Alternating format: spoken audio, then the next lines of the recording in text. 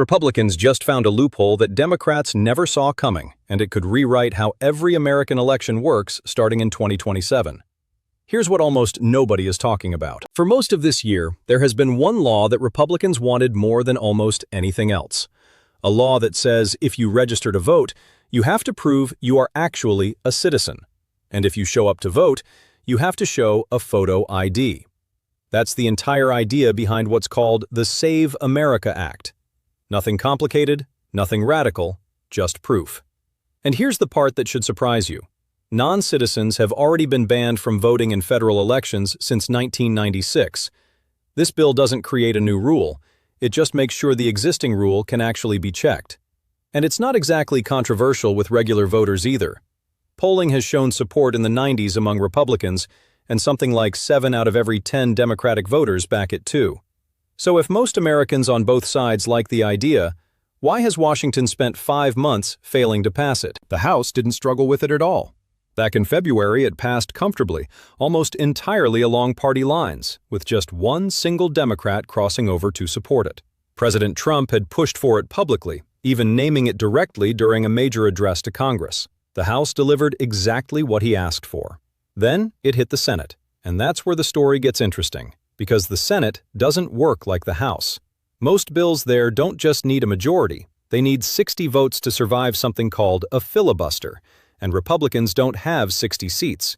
They have a majority, but not a supermajority, which means Senate Democrats, even as the minority party, could block the bill just by refusing to cooperate, and that's exactly what they did. Watch how this played out in the actual votes, because the numbers alone tell you everything about how broken this process is. In one test vote, Republicans got 51 in favor. Blocked. In a later vote, specifically on the photo ID requirement, every single Republican in the Senate voted yes, 53 votes total.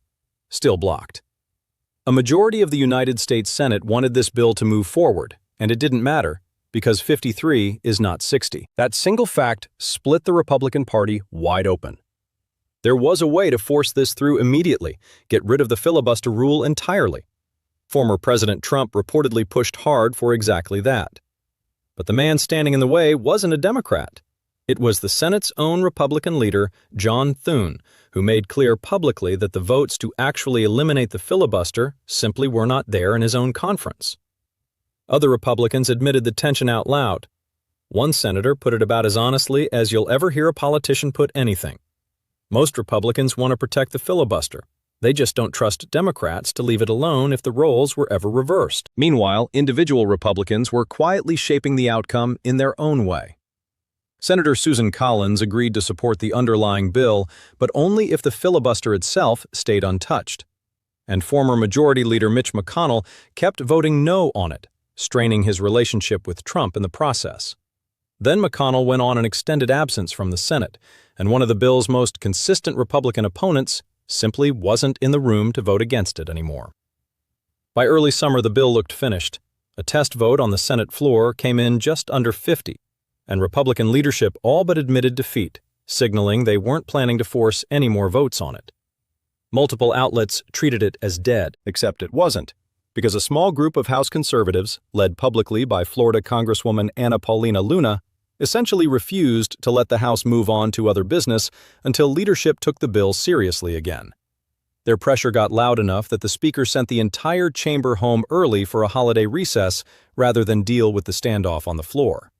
And while lawmakers were back in their districts, Trump kept the pressure on publicly, calling out the Senate holdouts directly during a July 4th address. That's when Speaker Mike Johnson revealed the actual workaround, and this is the part of the story that matters most, because it's genuinely clever regardless of which side you're on.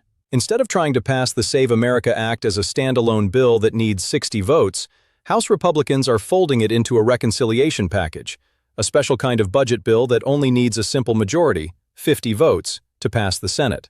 The catch is that reconciliation bills legally have to relate to spending and the federal budget. You can't just reconciliation your way through any law you want. So here's how they threaded that needle. Instead of forcing every state to require proof of citizenship and photo ID, the new version makes it optional, but ties it to money. States that adopt those requirements become eligible for a slice of $10 billion in federal funding written into the House's new budget resolution. To put that number in perspective, that's nearly double everything the federal government has spent on election administration combined since 2002. They didn't mandate the policy. They made it worth billions of dollars for states to choose it voluntarily, which functionally accomplishes almost the same thing without ever touching the filibuster. And they didn't stop there. Leadership bundled the election provisions into a larger package that also includes tens of billions for defense spending tied to the situation with Iran and another chunk for agricultural relief funding. Vote no on this bill, and you're not just voting against voter ID, you're voting against defense funding and farm relief in an election year, which is exactly the kind of position most senators desperately want to avoid. This week, the House Budget Committee approved the resolution in committee, and a full House floor vote is expected within days. If it clears the House, it moves to the Senate, where the Senate parliamentarian, essentially the referee of what does and doesn't legally qualify for reconciliation, will decide whether the election funding provisions are allowed to survive inside a budget bill. If the parliamentarian rules against it, Republicans are back to square one. If it survives, it only needs 50 votes to pass, and Republicans already have that math, especially with Vice President J.D. Vance available to break a tie if needed. Even in the best-case scenario, none of this would be fully active in time for this November's elections. The funding wouldn't kick in until the next fiscal year starts in October, which means this fight isn't really about the next election. It's about every election after it. So here's the real question underneath all of this.